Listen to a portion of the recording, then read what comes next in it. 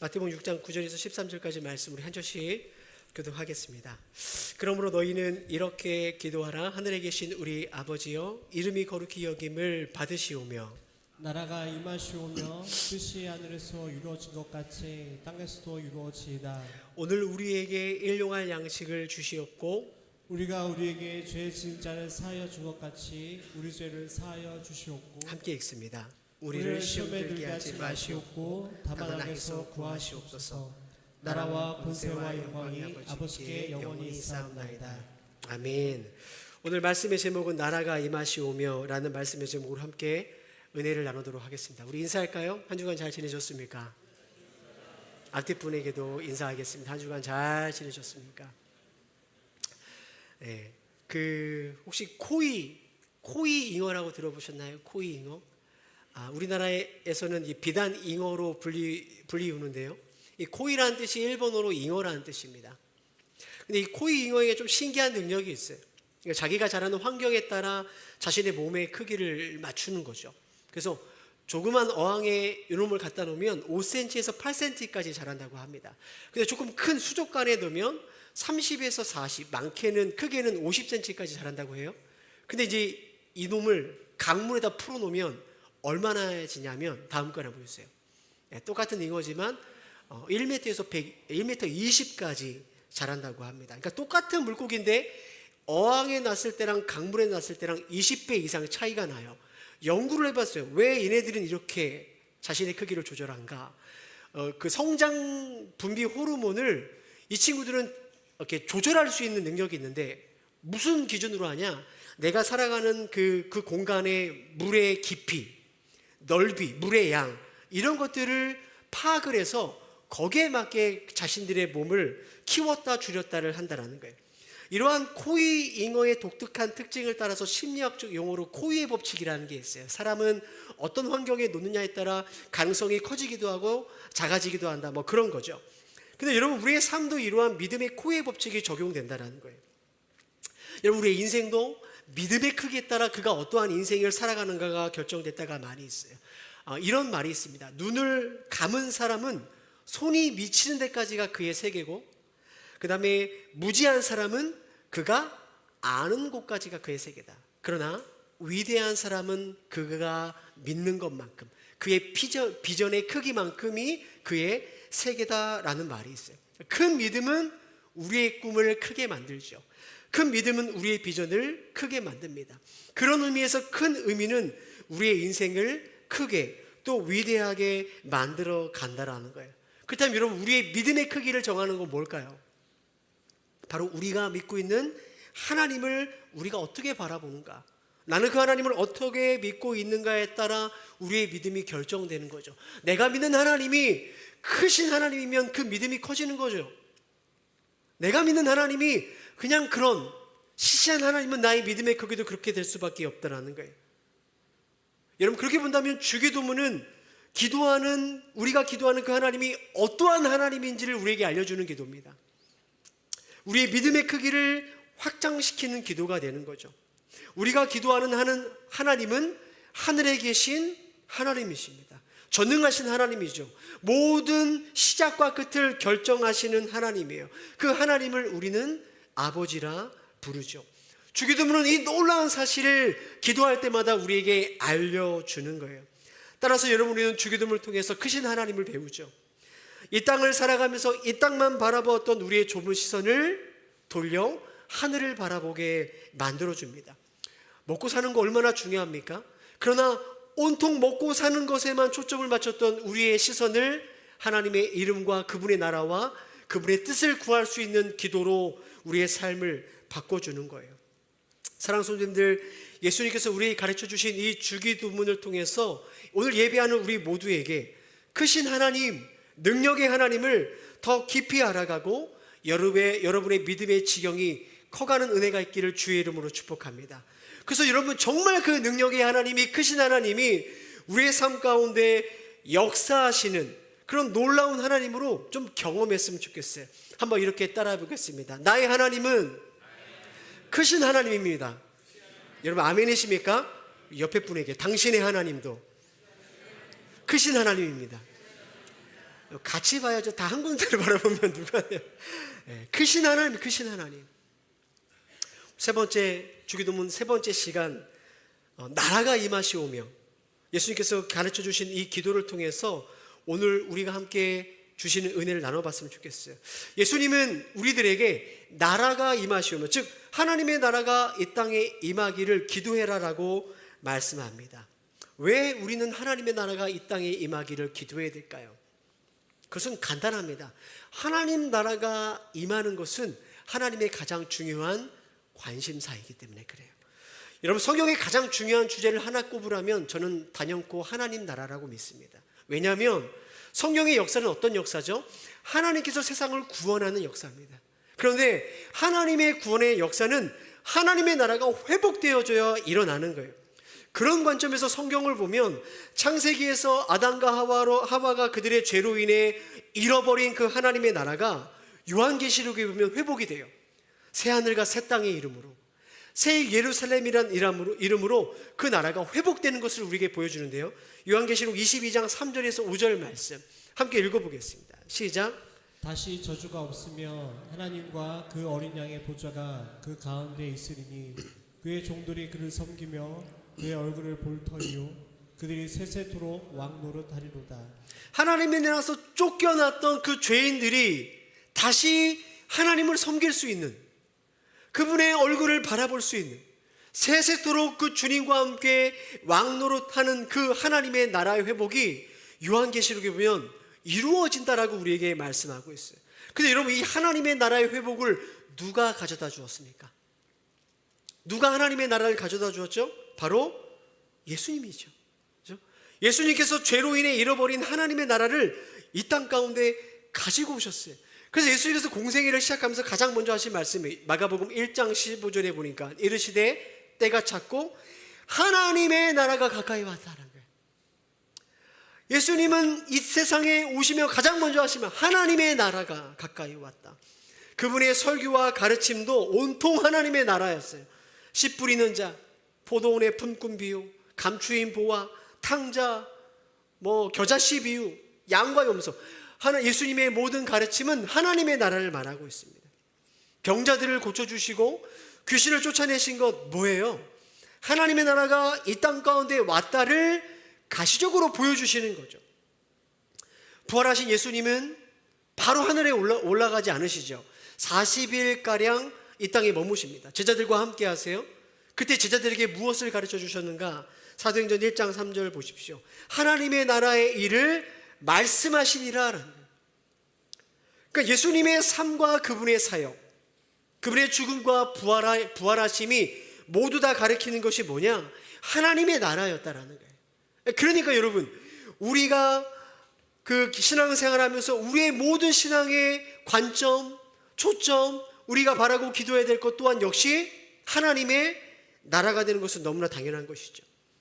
그렇다면 질문해 봐야 됩니다. 하나님 나라가 임하는 건 뭘까요? 하나님 나라는, 보통 우리는 하나님 나라 하면 어떤 생각 드세요? 내가 여기서 예수님 믿고 살다가 죽으면 가는 나라를 우리는 하나님 나라라고 생각합니다. 그것 자체가 다 틀렸다는 건 아니에요. 많은 경우에 하나님의 나라를 우리는 공간적인 개념으로 받아들입니다. 그래서 하나님 나라는 죽어서 가는 곳이에요. 그래서 많은 신학자들이 이런저런 하나님의 나라는 우주의 어떠한 공간에 있다라고도 보기도 하고, 하나님의 나라는 이 땅 가운데 함께 거하는 나라로 보기도 합니다. 저는 그 가능성이 다 열려 있다고 믿는 사람이에요. 그런데 성경에서 말하는 하나님의 나라는 그 나라가 어디에 있냐라는 것에 대해서는 침묵을 하고 있다는 거예요. 어디에 있다라고 침묵하고 있어요. 그 대신에 예수님께서는 그 나라가 여기 있다 저기 있다 말하는 게 아니라 너희 안에 있다라고 말하죠. 그러니까 하나님의 나라는 어떠한 공간과 장소에 초점이 맞춰지는 게 아니라는 거예요. 하나님의 나라는, 성경에서 말하는 하나님의 나라는 그럼 뭐냐? 한번 따라해 볼까요? 하나님의 나라는 하나님의 통치가 있는 곳입니다. 다시요. 하나님의 나라는 하나님의 다스림입니다. 그러니까 성경이 말하는 하나님의 나라는 뭐냐? 그분의 다스리심이, 그분의 주권이, 그분의 통치가 임하는 그곳이 하나님의 나라라고 말씀하고 있다는 거예요. 오늘날 많은 성도들이 앞에서 언급한 것처럼 하나님의 나라를 이 하나님의 다스리심으로 이해하지 못하니까 어떤 오해가 생기냐면 하나님의 나라를 죽어서 가는 어떠한 곳으로만 생각을 하니까 하나님의 나라가 진짜 의미하는 하나님의 다스림을 받는 그 하나님의 나라를 이 땅에서 우리가 경험하지 못해요. 하나님의 나라가 이 땅에 나에게 임하는 것이 무엇인지를 모르는 거죠. 하나님께서 내 삶을 다스리시는 그 것들을 알지 못하고 그냥 우리는 막연하게 죽으면 가는 어떤 좋은 곳으로만 생각을 한다는 거예요. 예수님께서 우리에게 가르쳐 주신 주기도문을 가만히 보면 오늘 9절에서 10절 말씀에 보면 보세요. 이름이 거룩히 여김을 받으시오며 그 다음에 나라가 임하시오며 하늘에서 뜻이 이룬 것처럼 땅에서도 이루어지리다. 이 세 가지의 청원이 있지만 가만히 보면 이 세 가지의 기도는 사실 하나로 연결되어 있어요. 그게 뭐냐면 하나님의 나라예요. 왜냐? 하나님의 나라가 임한 곳에서 하나님의 이름이 존귀하게 여김을 받는 거죠. 그죠? 하나님의 나라가 임한 곳에 하나님의 뜻이 이루어지게 되기 때문에 그래요. 성도님들 세상에 살아가면서 여러분 직장 생활하면서 직장에서 하나님의 이름이 거룩히 여김 받습니까? 하나님의 영광을 받나요? 그러지 않죠. 왜냐하면 그곳에는 아직 하나님의 나라가 임하지 않았기 때문에 그래요. 그러니까 하나님의 다스림이 아직 없기 때문에 그래요. 여러분 회사에 가면 여러분 직원들이 하나님의 뜻을 이루기 위해서 일하나요? 아니죠. 회사의 뜻을 위해서 직원들이 일을 하고 회사에서는 회사의 뜻이 이루어집니다. 왜 그럴까요? 그곳은 아직 하나님의 나라가 임하지 않았기 때문에 그렇습니다. 그러니까 하나님의 이름이 거룩히 여김받고 그분의 뜻이 이루어지려면 가장 먼저 뭐가 돼야 되냐? 하나님의 다스리심이 그 하나님의 나라가 먼저 임해야 된다는 거예요. 그래서 하나님은 지금도 나와 내 가정, 내가 살아가고 있는 이 땅을 구원하시기 위해서 그곳에 하나님의 나라를 임하게 하기 위해서 먼저 하나님 나라를 살아가는 이 땅을 살아가는 우리들에게 그 나라가 임하게 해달라고 기도하라고 우리에게 말씀하고 있는 거예요. 근데 여러분 이러한 기도를 하려면 하나님의 나라가 이 땅에 임하게 해주십시오 라는 기도를 하려면 가장 먼저 선행돼야 될 게 있어요. 그게 뭐냐? 기도하는 우리가 먼저 하나님의 다스림을 받아야 되는 거죠. 그죠? 기도하는 내가 하나님의 나라가 임하는 것을 내가 먼저 경험해야 되는 거예요. 아니 내 삶 속에 하나님 나라가 없는데 어떻게 하나님 나라가 임하게 해달라고 기도할 수 있겠어요? 그죠? 여러분 나도 하나님의 다스림을 받지 않는데 우리 가정에 내 자녀가 하나님의 다스림을 받게 해달라고요? 우리 교회에 하나님의 나라가 임하게 해달라고요? 그런 기도를 할 수 없는 거죠. 그러니까 하나님의 나라가 임하게 해주십시오라는 기도는 누가 하는 것이냐? 바로 하나님의 나라가 내 안에 임해서 내가 주님의 다스림을 받고 있기 때문에 하나님 내 배우자도 그 은혜를 받게 해주십시오. 내 자녀들도 그 다스림을 받게 해주십시오. 하나님 우리 가정 가운데 주님의 나라가 임하기를 원합니다. 이렇게 하나님 나라가 임한 자들이 하는 기도가 하나님의 나라가 임하시오며라는 기도라는 거예요. 따라서 우리는 하나님 나라가 임하도록 기도하기 이전에 먼저 나에게 하나님 나라가 임했는가? 나는 지금 하나님의 다스림을 받고 있는가를 점검해야 돼요.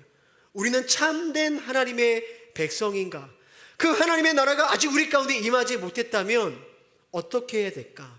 마가복음 1장 15절 이르시되 때가 찼고 하나님 나라가 가까이 왔으니 함께 읽어보겠습니다. 시작. 회개하고 복음을 믿으라. 예수님께서는 하나님의 나라가 우리 가운데 임했는데 그 나라가 너희의 나라가 되기 위해서는 뭘 하래요? 회개하고 복음을 믿어야 된다는 거예요. 성도님들 참된 회개 없이는 하나님의 나라는 없습니다.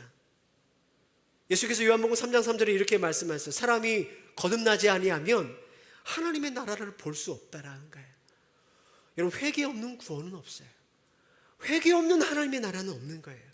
그런 일은 절대로 일어나지 않습니다. 우리가 잘 알고 있는 탕자의 비유가 그것을 알려주죠.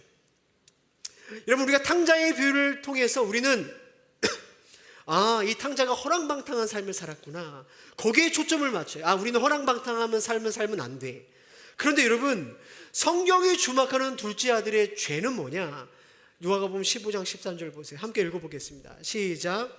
둘째 아들이 재물을 다 모아가지고 먼 나라에 가 거기서 허랑방탕하여 그 재산을 낭비하더니. 그러니까 허랑방탕의 초점이 아니에요. 성경은 우리에게 무엇을 보여주냐면 둘째 아들의 죄는 내가 다스리고 내가 주인 되는 나라를 살고 싶어서 아버지가 주인 되는 나라를 떠나는 게 그게 죄라는 거예요. 그게 바로 먼 나라에 가죠. 그러니까 그 결과가 허랑방탕인 거지 허랑방탕 자체가 죄가 아니라는 거예요. 여러분, 하나님 아버지의 나라를 떠나 내가 주인으로 산 그 나라에 갔는데 막상 그 나라에서 살아봤는데 뭐예요? 재산을 잃어버리고 낭비되는 삶을 살아가는 거예요. 난 분명히 주인 되고 싶어서 아버지 나라를 떠났는데 그가 경험한 건 뭐예요? 돼지를 치는 종으로 살게 되는 거예요. 그런 그가 자신의 비참한 죄를 깨닫고 아버지께 돌아가 가장 먼저 한 말이 뭐예요? 아버지, 제가 하늘과 아버지께 죄를 지었사오니 라고 말하죠. 그죠?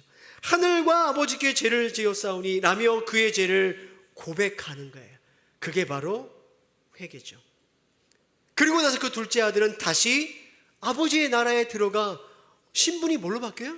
종에서 주인으로 바뀌어야 되겠는 거예요. 여러분, 그렇게 본다면 회개가 뭐냐?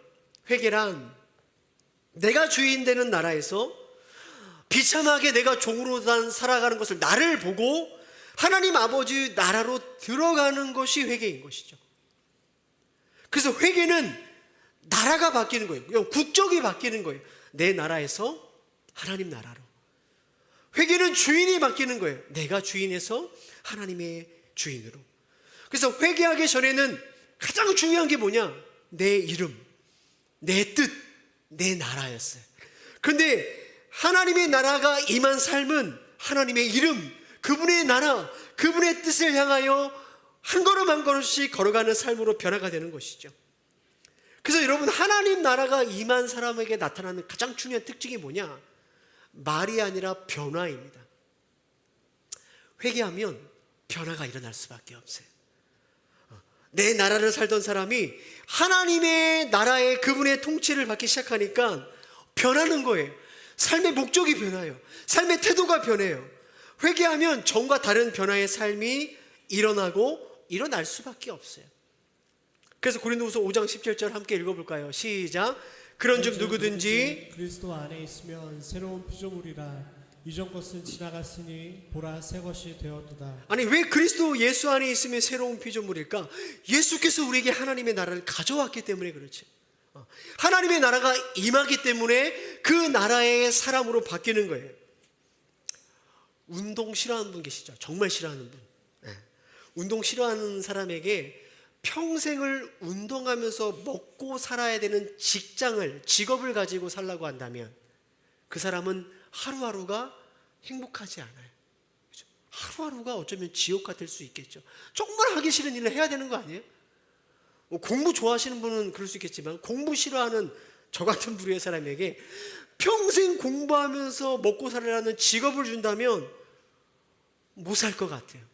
정말 고통스럽겠죠. 그것은 지옥일 거예요. 잘 들어보십시오. 이 땅에 잠시 우리가 살아갈 때 하나님 나라의 다스림을 받고 하나님의 나라를 싫어한다면 영원한 하나님 나라에서 그분의 다스림을 받아야 될 그 나라가 행복일까요? 그게 천국 맞을까요? 여러분, 이 땅에 내가 살아가면서 하나님 나라 백성으로 살아가는 게 참 불편해요. 지겨워. 그분의 다스림을 받는 게 내가 너무 싫어요. 애써 거부하는데 영원히 기쁨으로 그분의 다스림을 받으며 살아가는 그 나라가 여러분에게 행복일까요? 천국일까요? 앞서 잠깐 언급했지만 교회를 다니는 많은 사람들의 가장 심각하고 너무나 치명적인 오해는 내가 이 땅에서 하나님 나라와 그렇게 크게 상관없이 살다가 내가 죽으면 천국에 갈 거라고 생각하는 착각이에요. 왜 나는 교회를 다니니까. 하나님의 나라와 상관없이 살면서도 내가 교회를 다니니까 천국 갈 수 있겠지. 성경 어디에도 그렇게 말하고 있지 않아요. 회개하고 복음을 믿는 자가 가는 곳이 하나님의 나라라고 말씀하고 있어요. 하나님의 나라를 이 땅 가운데 받고 그 나라를 살아가는 자들이 가는 곳이 하나님 나라예요.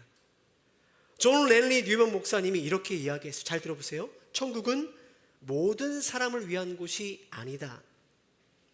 그 맛에 익숙해진 자들만이 가는 곳이 천국이다. 천국의 맛에 익숙해진 사람들, 하나님의 다스림에 익숙해진 사람들, 그 맛을 아는 사람들이 가는 곳이 하나님 나라예요. 여러분, 바로 지금 오늘 그 여러분의 삶의 자리에서 하나님 나라와 그분의 다스림을 맛본 사람, 하나님의 다스림을 지금 여기서 살아가는 사람이 그대로 가는 곳이 바로 천국이라는 것입니다. 사랑하는 성도님들, 여러분에게 하나님의 나라가 임하셨나요? 여러분 지금 하나님의 다스림을 받고 살아가고 계십니까? 지금 당장은 내 안에 하나님의 나라가 없는데 언젠가는 임할 거예요. 그래도 죽으면 그 나라가 임하겠지요. 혹시 그렇게 생각하며 살아가십니까?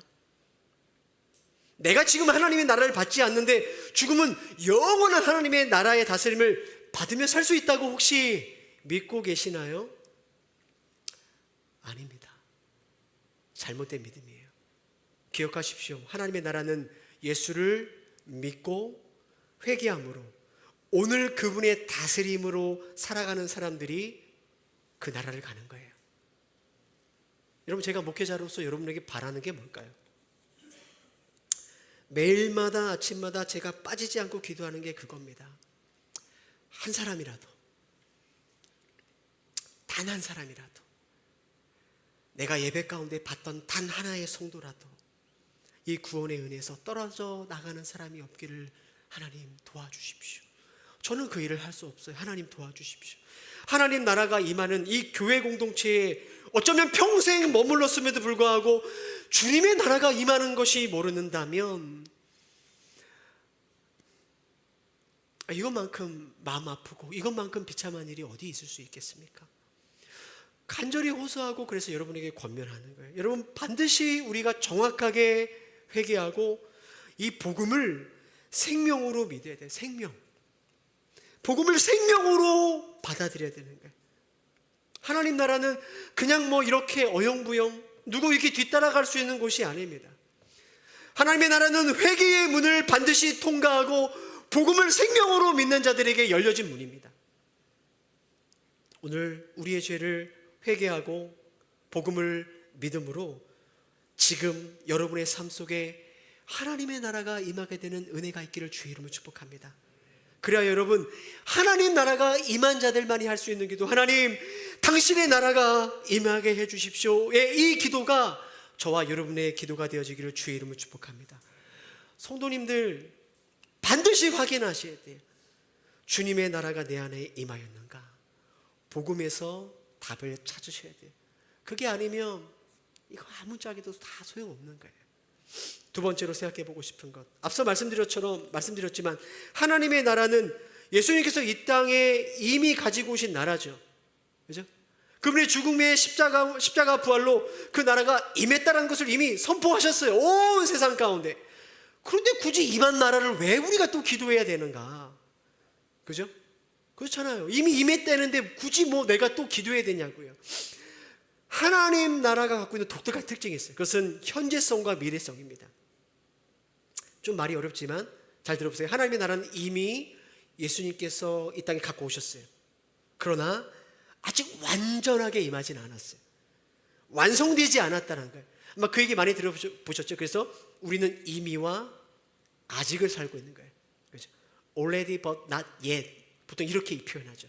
이미와 아직. 쉽게 예를 들어보겠습니다. 저는 24살 때 예수님을 믿고 거듭났어요. 그 24살 이전과 이후의 저의 삶은 완전히 다릅니다. 왜냐하면 제 안에 하나님의 나라가 임했기 때문이죠. 그런데 또 한편으로 제 삶을 가만히 보면 하나님의 나라가 완성되지 않았다는 것을 너무나 깨달아요. 저는 이 땅을 살아갈 때 하나님의 다스림을 받지만 또 한편으로는 저는 여전히 하나님의 다스림을 받지 않는 때가 많이 있어요. 주님 안에서 저는 새로운 피조물이 되었지만 여전히 제 안에는 24살 이전, 예수 믿기 이전의 옛 성품들이 여전히 남아 있습니다. 그래서 저는 하나님 나라 안에 살아가지만 여전히 불순종한 삶을 살아갈 때가 종종 있어요. 왜냐? 이미 하나님의 나라가 제 안에 임했지만 아직 완성되지 않았기 때문에 그렇죠. 저는 그래서 이미 임한 하나님의 나라와 아직 임하지 않는 하나님의 나라 이 중간을 살아가요. 그래서 늘 긴장 가운데 살아갑니다. 순종과 불순종을 살아갑니다. 소망과 염려를 살아갑니다. 하나님의 백성 같아 보일 때지만 때로는 세상의 사람처럼 보일 때도 있는 거예요. 그래서 저는 하나님의 나라가 완전하게 임하게 되기를 기도하는 거예요. 저는 이 긴장이 완전히 끝나는 완전한 하나님의 나라를 가지고 오실 예수님 다시 오심을 그래서 계속 기다리는 거예요. 주의 나라가 임하게 해주십시오. 우리는 이렇게 지금 이 땅의 모습으로 신앙생활하는 거예요. 왔다 갔다 왔다 갔다. 이것이 바로 이미 임한 하나님의 나라와 아직 완전하지 않는 하나님의 나라를 살아가는 우리들의 모습인 거죠. 그래서 여러분, 그 하나님의 나라가 완전하게 임하기까지, 주님께서 우리를 완전하게 회복시킬 때까지 우리는 하나님의 나라가 이 땅에 임하기를 계속해서 기도해야 되는 거예요. 그 기도는 하나님의 나라가 이 땅 가운데 임하는 유일한 은혜의 방편이기 때문에 그래요. 예수님께서 변화산에 올라가셨을 때 산 밑에 제자들이 엄청나게 힘들어했어요. 귀신 달린 아이를 아버지가 데리고 왔는데 아무래도 이 귀신을 쫓아내지 못하는 거예요. 제자들이. 아이의 아버지도 보고 있고 많은 사람들이 제자들을 보고 있는데 별짓을 다 해도 이 귀신을 못 쫓아내는 거죠. 예수님께서 산에 내려와 제자들에게 이 귀신 들린 아이를 쫓아내시죠. 그리고 그 낭패를 경험한 제자들이 예수님을 찾아가 조용히 묻습니다. 마가복음 9장에 보니까 이렇게 기록되어 있어요. 집에 들어가심에 제자들이 조용히 묻자오되 우리는 어찌하여 능히 귀신을 쫓아내지 못했습니까? 예수님 말씀하시죠. 기도 외에는 다른 것으로 이런 종류가 나갈 수 없다. 왜 귀신이 쫓아내지 못했느냐? 기도가 없기 때문이라고 말해요. 여러분, 기도만이 우리 안에 있는 귀신의 세력과 사단의 나라를 몰아내고 하나님 나라가 임하게 하는 유일한 방편이라는 거예요. 기도는 하나님의 나라가 이 땅 가운데 임하게 하는 방편이에요. 기도를 통해 그분의 나라는 우리 가운데 찾아오게 되는 거예요. 기도할 때 하나님의 나라가 나의 가정에 임하고, 기도할 때 나의 자녀들의 삶 속에 하나님의 나라가 임하는 거예요. 여러분, 기도할 때 교회 가운데 하나님의 다스림이 충만해지는 것이죠. 그래서 우리가 살아가는 그 삶의 자리에 하나님의 나라가, 그분의 다스리심이 임하게 되는 거예요. 그래서 여러분, 기도하는 사람의 특징이 있습니다. 기도하는 사람은 자기 생각과 마음과 말을 잘 다스려요. 왠지 아십니까? 기도하는 가운데 하나님의 나라가 임하기 때문에, 하나님의 다스림을 받기 때문에 그래요. 동일한 원리로 직분이 뭐든, 목사든 뭐든, 직분이 뭐든, 얼마나 신앙생활을 오래 했든 기도하지 않는 사람은 하나님의 다스림을 받을 수 없기 때문에 생각과 마음과 말과 행동이 하나님의 다스림을 받지 못하죠. 반드시 그는 죄의 다스림 가운데 들어갈 수밖에 없다라는 거예요. 사랑하는 성도님들, 나 자신을 다스리는 능력은 나로부터 나오지 않습니다. 나는 나를 다스리지 못해요. 오직 기도를 통해 하나님의 다스림을 받을 때 내가 다스려지더라고요. 김장 해보셨죠? 뻣뻣한 배추, 막 바각바각 그 소리 나는 그 아주 그냥 살아있는 배추, 소금물에 1시간, 2시간, 3시간 담가 놓으시죠. 그냥 숨이 죽습니다. 흐물흐물해지죠. 기도가 그런 것입니다. 기도 가운데 하나님의 나라가 임할 때 우리의 육신의 정욕, 아무리 노력해도 죽지 않는 육신의 정욕이 죽죠. 기도할 때 교만과 혈기가 주는 거예요. 두려움과 염려가 주는 거예요. 우리 가운데 붙잡고 있는 죄와 사단의 나라가 주는 것입니다. 기도 가운데 하나님의 나라가 임하기 때문에 그래요. 그래서 하나님의 나라의 다스림을 받는 자가 결국 가정도 잘 다스리는 거고 자녀도 잘 다스리는 거예요. 하나님의 다스림을 받는 사람이 교회를 섬기고 다스릴 수 있어요. 교회의 직분자의 가장 중요한 자격이 뭐냐? 바로 하나님의 다스림을 잘 받는 데 있어요. 기도하는 사람만이 하나님의 다스림을 받을 수 있기 때문에 기도하는 사람만이 교회의 직분자로, 섬기는 자로 설 수 있는 거죠. 그러니까 성도들 보십시오. 하나님의 나라가 임하는 것은 그냥 단순한 난 개인의 문제가 아닌 내 자신과 내 가정과 내 자녀와 내 교회와 내 삶의 모든 영역 가운데 하나님이 주시는 은혜와 평강이 흘러가는 복의 기도가 될 수 있다는 거예요. 또 한 가지, 왜 하나님은 하나님의 나라가 임하기를 기도하라고 말씀하셨는가?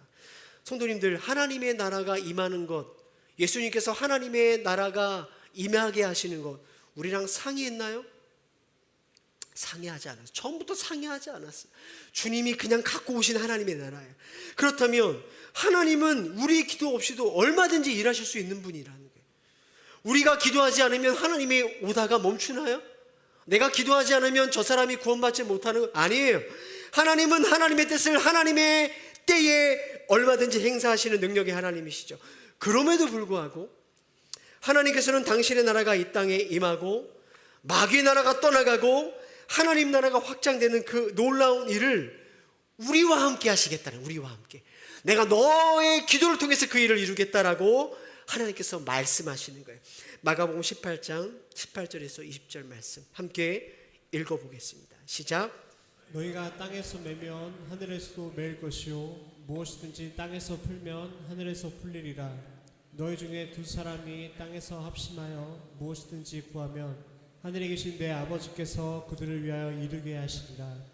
두세 사람이 내 이름으로 모인 곳에는 나도 그들 중에 있느니라. 기도할 때에 야, 너희들이 기도하면 내가 이룰게. 너희가 풀면 내가 풀 거야. 너희가 묶으면 내가 묶을게. 기도할 때에 하나님 나라가 임하고 이 마귀의 권세가 깨어지는 이러한 놀라운 그 영광의 자리에 하나님께서 우리의 기도를 통해서 이루시고 그 영광의 우리를 초청해 주시는 거예요. 마치 이런 거예요. 하나님이 혼자 다 하실 수 있지만 너가 기도해서 이 일이 이루어진 것처럼, 너가 기도해서 그 사람이 복을 받는 것처럼, 너가 기도해서 저 사람이 구원을 받는 것처럼 내가 여겨줄게. 그 공로를 우리에게 돌려주는 거죠. 국가대표에 이렇게 출전해서 일정한 성적을 거두면 축구대표 일정한 동메달 이상 따면 군 면제를 해주죠.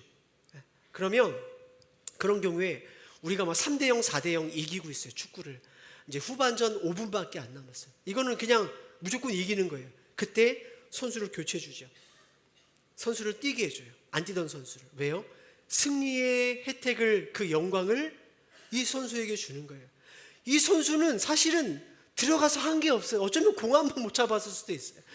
이 선수가 뛰고 안 뛰고과는 상관없이 이미 승리는 결정됐어요. 그죠? 그러나 이 경기에 뛰게 함으로 그 승리의 영광을 주는 거죠. 하나님의 나라가 임하시오며의 기도가 그런 거예요. 하나님께서 이루셨고 그분은 분명히 이루실 거예요. 그런데 아무런 자격 없는, 아무런 공로 없는 우리를 그 자리에 초청해 주시면서 너가 그 경기에 뛰어, 너가 그 기도를 통해 그것이 이루어진 것처럼 내가 여겨줄게. 우리를 그 영광의 자리로, 승리의 자리로 초청하기 위한 기도가 나라가 임하시오며의 기도예요. 하나님은 오늘 이 기도를 통해 우리를 그 영광의 자리로 초청해 주는 거예요. 니네가 한 거야. 너네가 이룬 거야. 사랑하는 성도님들, 주님께서 십자가의 죽으심과 부활하심으로 우리에게 하나님의 나라를 주셨어요. 이 땅을 살아가면서 하나님의 나라를 계속해서 우리가 바라볼 수 있도록 지금도 우리 가운데 성령님께서 우리를 도우고 계시죠. 지금도 변함없이 주님은 그 은혜로 하나님의 나라를 죄인된 우리에게 주기를 원하십니다. 그분의 영광에 참여할 수 있도록 하나님 나라가 임하기를 기도하라고 우리를 초대해 주시는 거예요.